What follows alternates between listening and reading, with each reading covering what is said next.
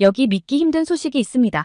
한국의 현무5를 공개한 후로부터 계속 중국에서 놀라운 일이 벌어지고 있다는 후일담이 전해지고 있는데요. 특히 중국의 시진핑 주석과 공산당 고위 간부직의 회의가 부쩍 많아지며 더 나아가 북한까지도 접촉하는 모습을 보이고 있다는데 과연 무슨 일이 일어나고 있는지 오늘의 사연 시작합니다. 안녕하세요. 제 이름은 마이클 리드입니다. CNN의 국제안보 담당 특파원으로 세계 각지의 군사 동향을 취재하는 일을 하고 있어요. 지난 15년간 이 일을 해오면서 정말 많은 것들을 보았지만 2024년 10월 1일 한국에서 목격한 광경은 제 기자 인생에서 가장 충격적인 순간 중 하나였답니다.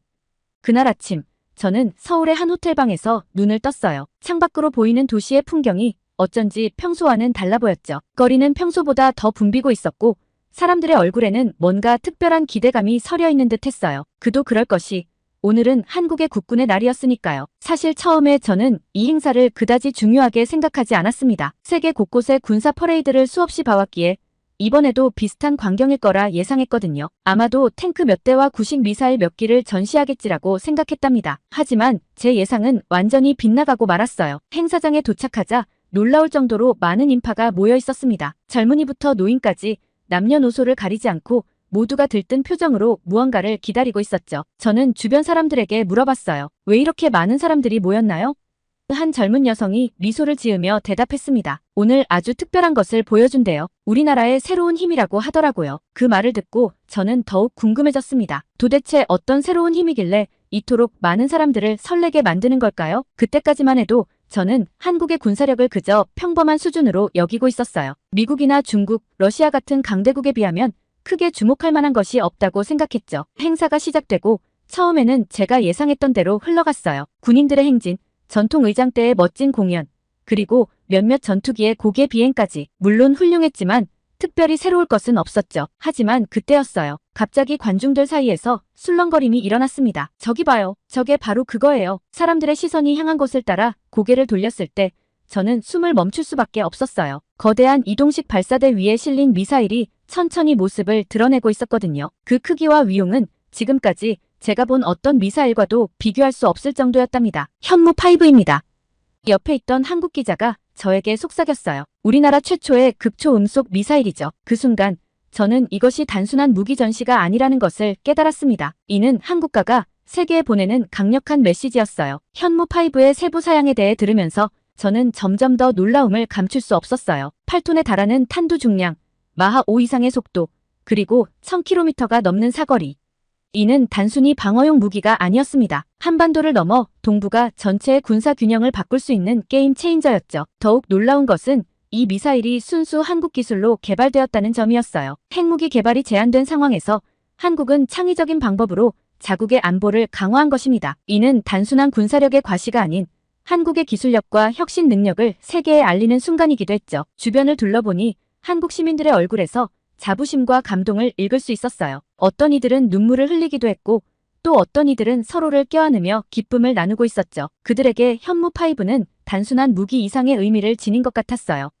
그것은 한국이 걸어온 길, 그리고 앞으로 나아갈 방향을 상징하는 것이었습니다. 저는 그 순간 외국인 기자로서가 아니라 그저 한 인간으로서 깊은 감동을 느꼈어요. 비록 한국 국민은 아니지만 이 순간이 얼마나 특별하고 중요한지 충분히 이해할 수 있었죠. 한 나라가 자신의 운명을 스스로 개척해 나가는 모습, 그리고 그 과정에서 보여주는 단결력과 자부심은 정말 인상적이었답니다. 행사가 끝나고 호텔로 돌아오는 길에 저는 계속해서 현무5의 모습을 떠올렸어요.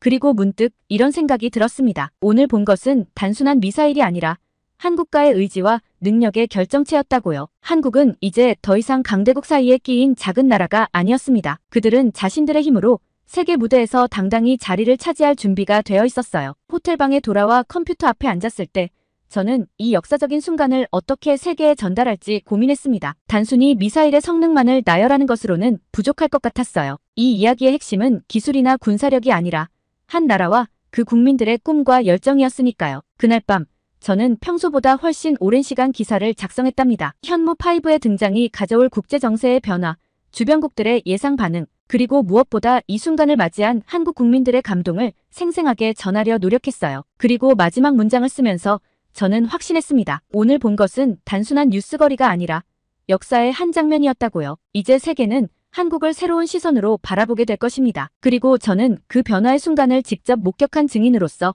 이 이야기를 계속해서 전해나갈 것입니다. 현무5의 등장은 단순히 한국과의 군사력 강화가 아닌 세계 질서의 새로운 장을 여는 사건이 될 것이라 확신해요. 국군의 날 행사가 끝난 후 저는 호텔로 돌아와 밤늦게까지 기사를 작성했어요. 현무5 미사일의 등장이 가져올 파장에 대해 깊이 고민하면서 이 사건이 주변국, 특히 중국에 어떤 영향을 미칠지 궁금해졌습니다. 그래서 다음날 아침 CNN 본사에 연락해 중국 취재를 제안했죠. 마이클, 좋은 생각이에요. 편집장이 말했습니다. 현무5의 등장으로 중국이 어떤 반응을 보일지 세계가 주목하고 있어요. 베이징으로 즉시 떠나세요. 그렇게 저는 서울에서 베이징행 비행기에 올랐습니다. 비행기 안에서도 계속해서 현무5에 대한 생각이 떠나질 않았어요. 한국의 이 놀라운 기술적 진보가 중국에게는 어떤 의미일까? 그들은 이를 위협으로 받아들일까? 아니면 단순히 무시할까? 베이징 공항에 도착했을 때 뭔가 분위기가 심상치 않다는 걸 즉시 느낄 수 있었어요. 공항 곳곳에 군인들이 평소보다 더 많이 배치되어 있었고 사람들의 표정도 긴장된 듯 했습니다. 택시를 타고 시내로 향하는 동안 라디오에서는 계속해서 국가 안보와 관련된 뉴스가 흘러나왔죠. 호텔에 체크인하고 잠시 휴식을 취한 후 저는 제 중국 내 정보원 중 한 명인 리 씨에게 연락했어요. 그는 중국 공산당 내부 사정에 밝은 인물이었죠. 리 씨, 무슨 일이 있나요? 도시 전체가 뭔가 심상치 않아 보여요. 리 씨의 목소리는 평소보다 낮고 긴장되어 있었습니다. 마이클, 지금 베이징이 발칵 뒤집혔어요. 어제 한국에서 공개된 그 미사일 때문이죠. 지도부가 긴급 회의를 소집했다고 해요. 이 말을 듣고 저는 즉시 행동에 나섰습니다. 중국 공산당 본부 주변으로 향했죠. 물론 건물 안으로 들어갈 순 없었지만 밖에서도 충분히 많은 것을 관찰할 수 있었어요. 평소 같으면 한가로워야 할 시간에 건물 주변이 분주했습니다. 검은색 리무진들이 계속해서 들어오고 나가는 것을 볼 수 있었어요. 경호원들의 숫자도 눈에 띄게 늘어났고 그들의 표정은 매우 굳어 있었죠. 저녁이 되어갈 무렵 리 씨에게서 다시 연락이 왔습니다. 마이클, 큰일 났어요. 시진핑 주석이 회의 도중 갑자기 건강 이상을 호소했대요. 지금 모든 게 혼란스러워요. 이 소식을 듣고 저는 깜짝 놀랐어요. 시진핑 주석은 항상 강인하고 확고한 모습을 보여왔는데 그가 흔들린다는 건 정말 예상치 못한 일이었거든요. 자세히 말해줄 수 있나요, 리 씨? 리 씨는 조심스럽게 말을 이어갔습니다. 회의에서 현무5의 능력에 대한 보고가 있었대요.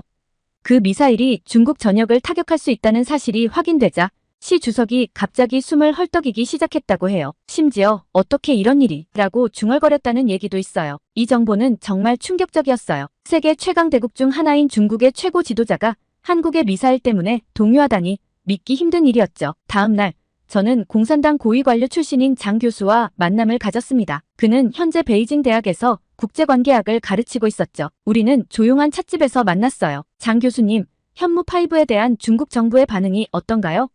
제가 물었습니다. 장 교수는 깊은 한숨을 내쉬었어요. 마이클, 솔직히 말하면 우리는 큰 충격을 받았습니다. 한국의 기술력이 이 정도일 줄은 아무도 예상하지 못했어요. 특히 우리가 항상 작은 형제로 여겼던 나라가 이런 능력을 갖추게 될 줄은 꿈에도 몰랐죠. 그의 말에서 중국 지도부의 당혹감을 엿볼 수 있었어요. 그럼 중국은 어떤 대응을 준비하고 있나요? 제가 다시 물었습니다. 지금 군부에서는 긴급 대책 마련에 나섰어요. 우리의 미사일 방어 시스템을 전면 재검토하고 있죠. 동시에 외교부에서는 한국을 어떻게 다뤄야 할지 고심하고 있습니다. 지금까지의 대한 정책을 완전히 수정해야 할지도 모르는 상황이에요. 장 교수의 말은 현무5가 단순한 무기 이상의 의미를 지니고 있음을 다시 한번 확인시켜 주었습니다.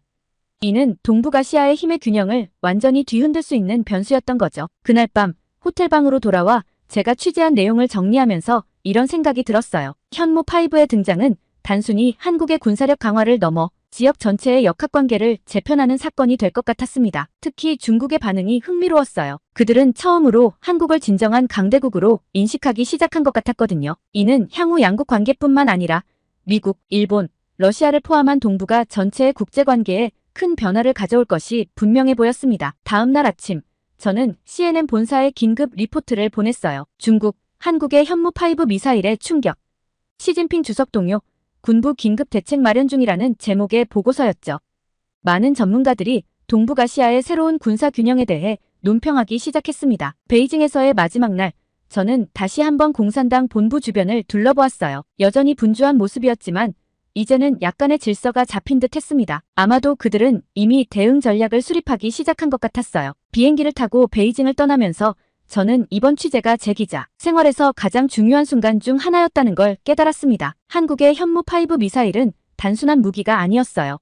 그것은 새로운 시대의 시작을 알리는 신호탄이었던 거죠. 그리고 이 새로운 시대에서 한국은 자신의 운명을 스스로 결정할 수 있는 강국으로 자리매김할 것이 분명해 보였습니다. 중국의 당혹감은 바로 이런 변화를 가장 잘 보여주는 증거였던 거예요. 베이징에서의 취재를 마치고 호텔로 돌아온 저는 잠시 휴식을 취하려 했어요. 하지만 그때 제 휴대폰이 울렸습니다. 발신자 표시를 보니 리 씨였어요. 그의 목소리는 평소보다 더 긴장되어 있었습니다. 마이클, 큰일이에요. 방금 알게 된 건데 중국 고위 관료 중 한 명이 북한에 비상 연락을 했대요. 현무5에 대한 정보를 공유했다고 해요.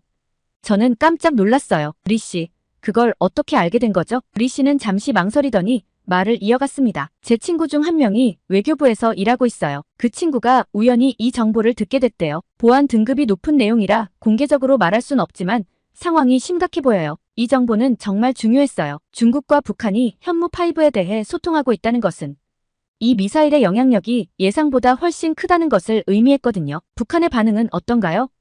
제가 물었습니다. 자세한 건 모르지만 북한 측에서 즉각적인 대응을 요구했다고 해요. 김정은 위원장이 직접 나서서 대책 마련을 지시했다는 소문도 있어요. 이 정보를 어떻게 다뤄야 할지 고민되더라고요. 확실한 증거 없이 이런 내용을 보도하는 것은 위험할 수 있었거든요. 하지만 동시에 이는 현무5가 가져온 변화의 중요성을 보여주는 결정적인 증거이기도 했죠.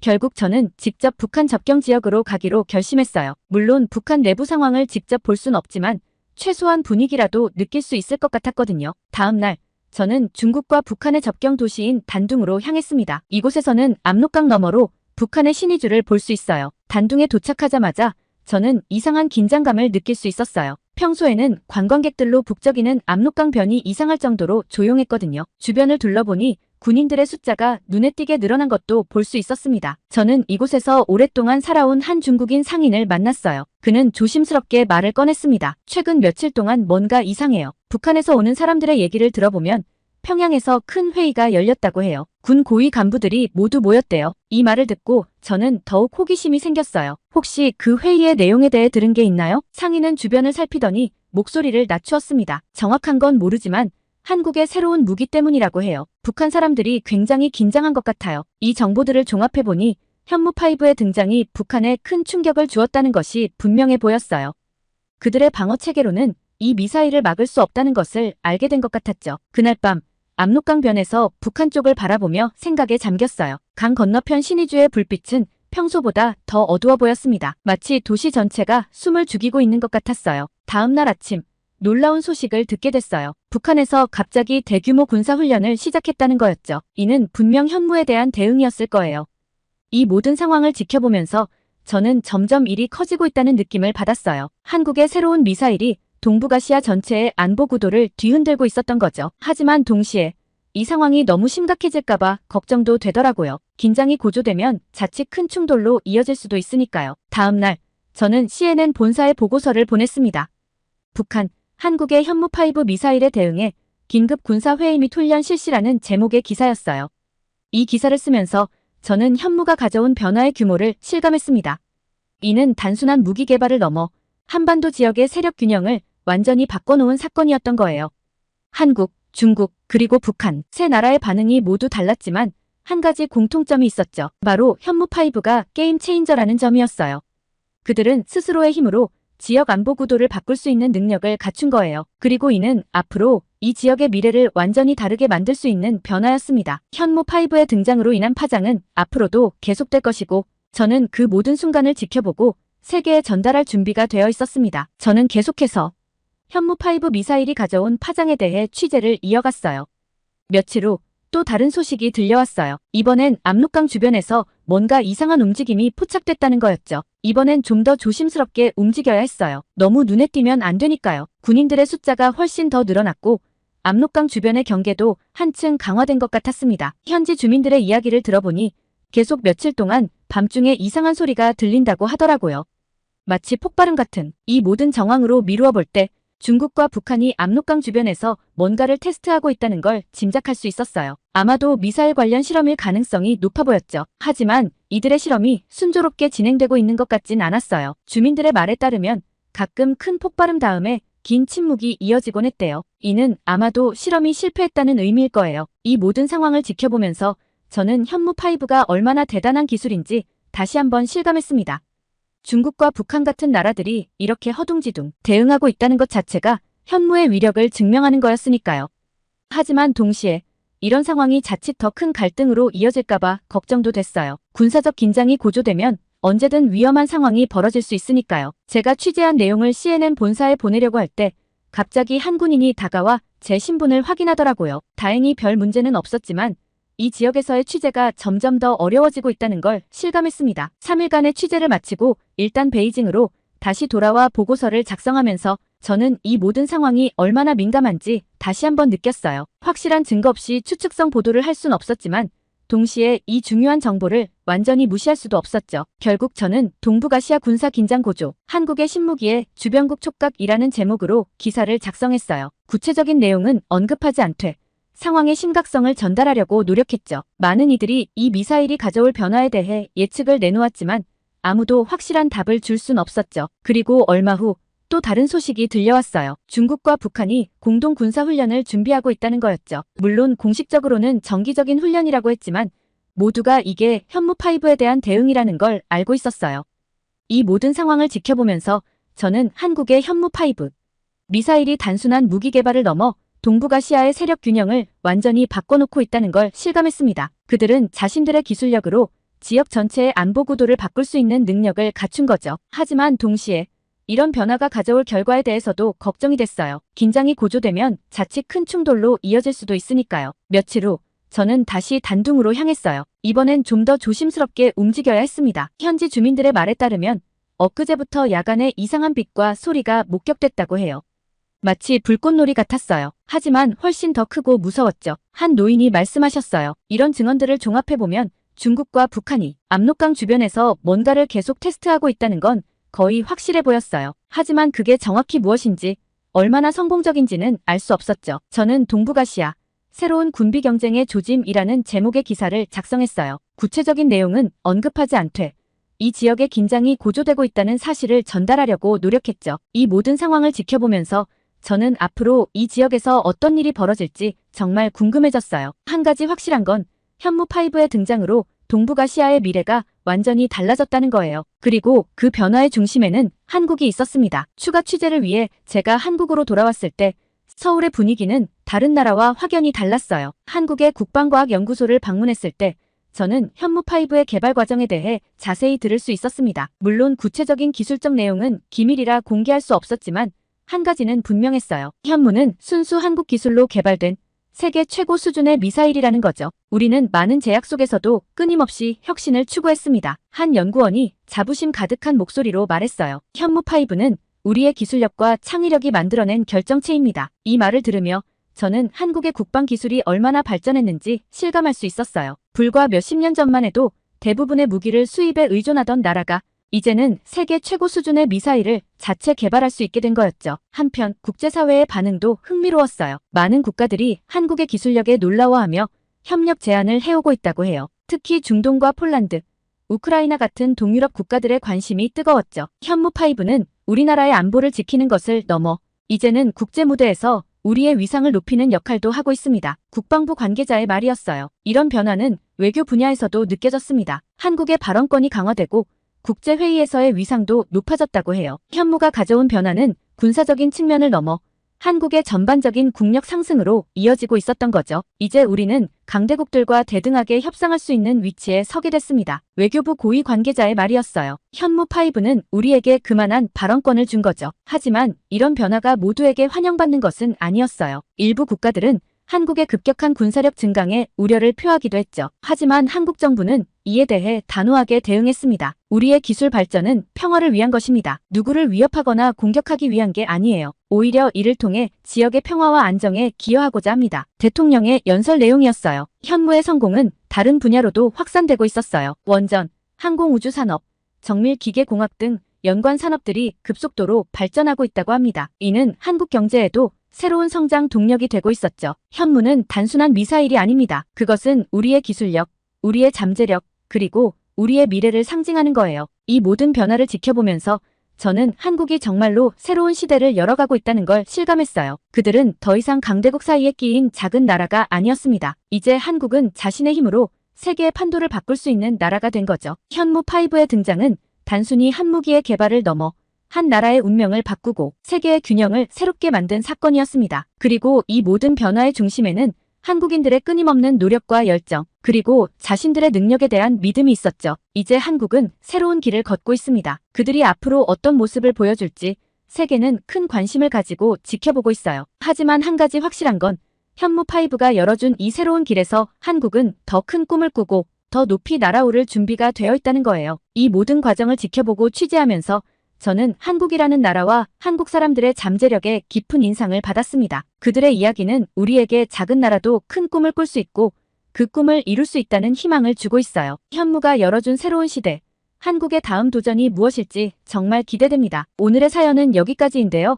미국 기자 마이클 리더 씨는 바쁜 취재 일정 때문에 컨디션은 괜찮으신가요? 긴급한 소식을 빠르게 취재해 주셔서 덕분에 저도 이해가 쏙쏙 됐습니다. 그럼 오늘 이야기 재미있게 들으셨다면 잊지 말고 좋아요 꼭 눌러주세요. 하실 말씀이 있으시다면 댓글도 꼭 남겨주시고요. 감사드리며 다음 영상으로 찾아뵙겠습니다.